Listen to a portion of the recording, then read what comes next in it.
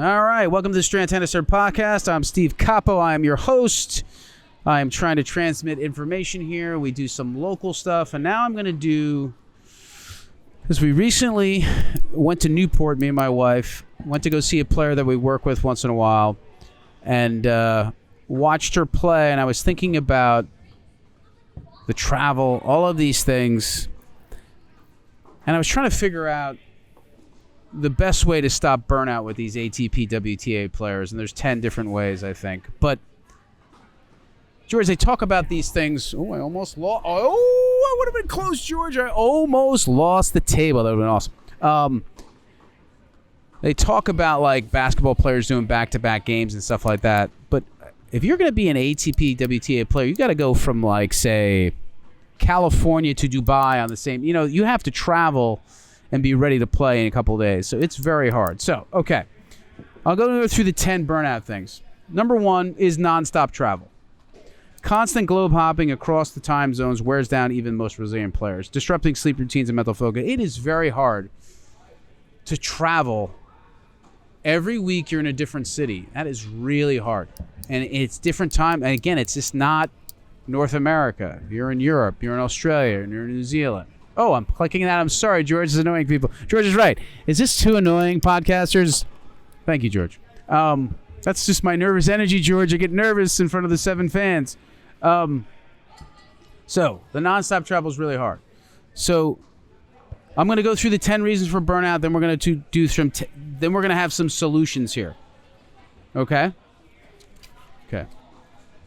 Number 2, lack of recovery time. With tournaments nearly every week, there's little time for physical and mental rest, especially for players trying to maintain rankings. And especially if you're in that middle zone, right? If you win Wimbledon, you're going to take 3 weeks off.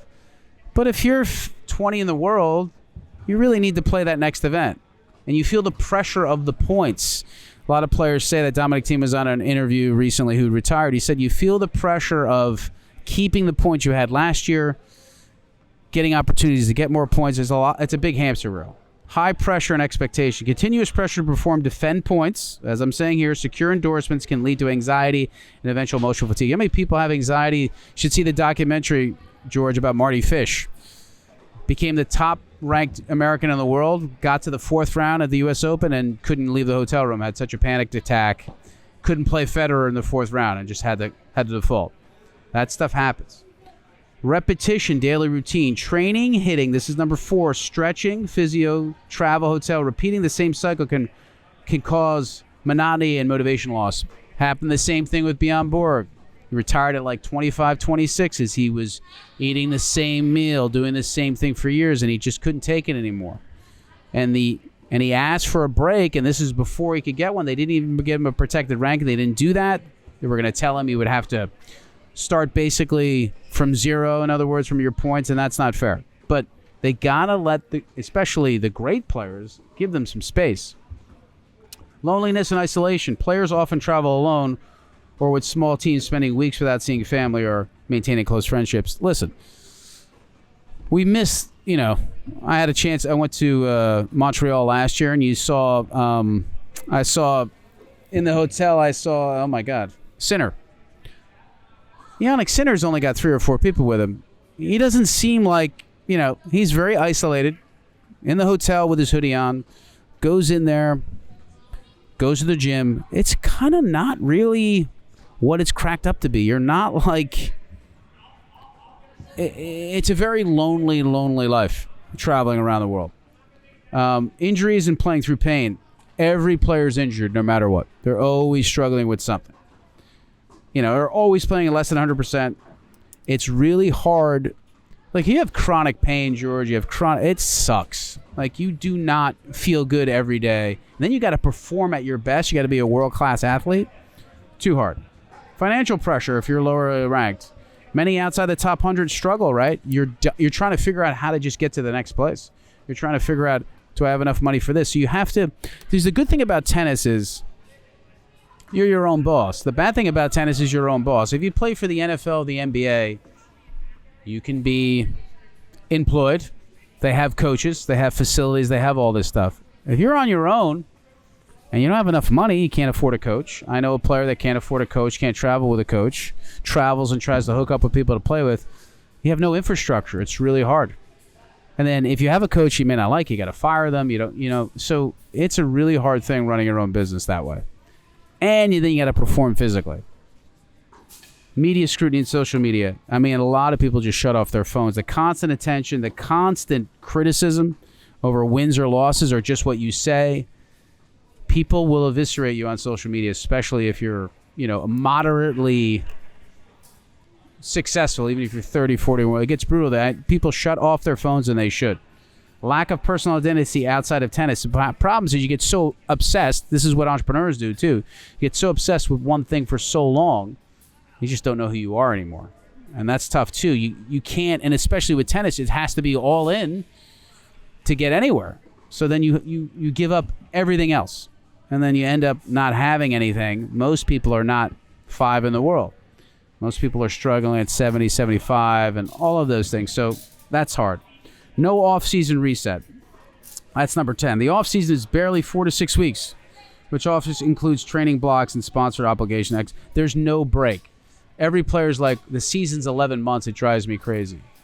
And then the season starts in Australia across the world. So you get 4 to 6 weeks off, and then you have to be across the world right after Christmas. Like right after New Year's, you got to be in Perth. A lot of them are playing there. So it's really tough. Okay. Let's see. Hey, here we go. I wrote an example. Federer skipped an entire clay season to rest. Remember, it was knee injuries. He played well in Australia, won, but he just skipped the whole season. So I'm not dealing with it. And at that level, he can do it. He's made enough money and things like that. Some people can't skip seasons. Okay, so how to handle and prevent burnout. Build rest into your schedule if you can. And again, great players can do that, like I just said. Some people can't, but try. It's so hard when you're trying to succeed. It's a really tough balance. You're playing challengers, which are the kind of the minor leagues of tennis. You got to play to gain points to be able to have the right to take a break. But try to get as much rest as you can. Mental health coaching. Regular sessions with psychologists are huge, and people are doing it all the time. There's no stigmatism to it anymore. Talk to a psychologist, because the stress of this game and the pressure, and if you're from a small country and people are basically living or dying by whether you win or lose, it's a lot of pressure. Travel smarter. Clustering tournaments geographically, building in home weeks if you can. So play more tournaments in your home country, or play more tournaments in your home continent. That would even be closer. Say, there's so many tournaments in Europe, so play enough there. Try not to travel across the country if you can't.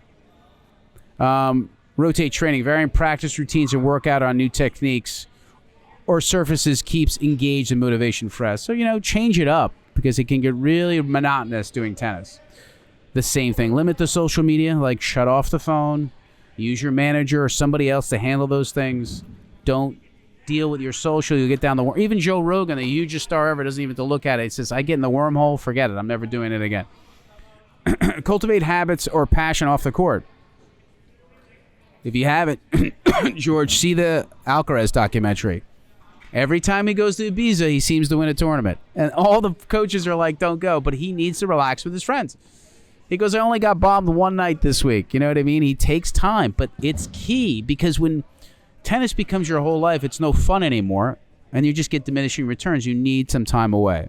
So play golf, go out with friends, develop a hobby, do something.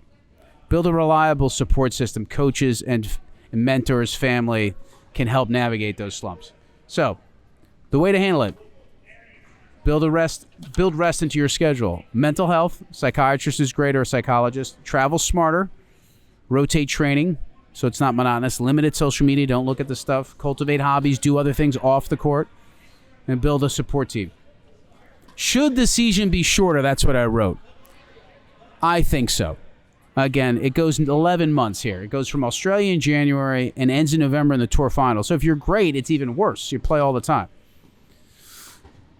Unlike most team sports, individual players have little protection over use. They just can't. There's nothing they can do. The season stops for the football. It stops. You could play so many more tournaments, but you got to be careful.